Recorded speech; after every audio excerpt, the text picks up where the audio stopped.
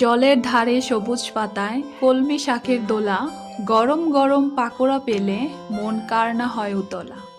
হ্যাঁ দর্শক, ছন্দের তালে তালে আজকে কলমি শাকের পাকোড়া বানিয়ে দেখাবো।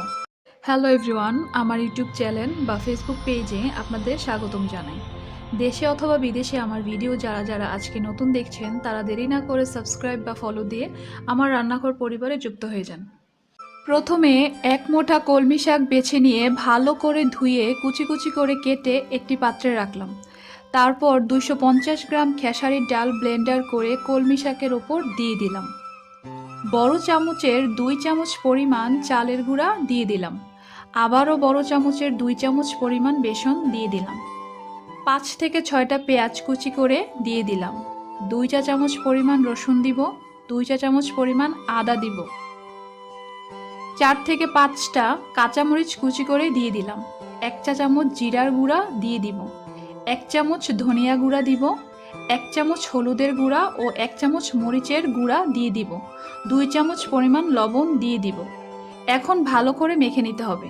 মাখা শেষ হয়ে গেলে কলমি শাকের পুরো মিশ্রণের উপরে ধনিয়া পাতা কুচি দিয়ে আবারও মেখে নিব। অতঃপর গ্যাসের চুলা অন করে তাতে কড়াই বসিয়ে পরিমাণ মতো তেল ঢেলে দিলাম। তেল গরম হয়ে আসলে কলমি শাকের মিশ্রণটি থেকে হাত দিয়ে তুলে পাকোড়ার শেপ দিয়ে একে একে গরম তেলে ছেড়ে দিলাম। 7 থেকে 8 মিনিট যাবৎ নেড়ে চেড়ে উল্টিয়ে পাল্টিয়ে দিব।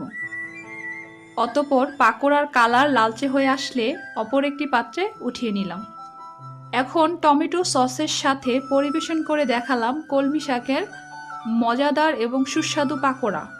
এতক্ষণ কষ্ট করে ভিডিওটি দেখার জন্য আপনাদের জন্য রইল আন্তরিক শুভেচ্ছা। আমি জানি আপনাদের ভিডিওটা খুব ভালো লেগেছে, তাহলে ভিডিও দেখে আর দেরি না করে চট করে নিজের আর পরিবারের জন্য বানিয়ে ফেলুন কলমি শাকের পাকোড়া। ধন্যবাদ সবাইকে।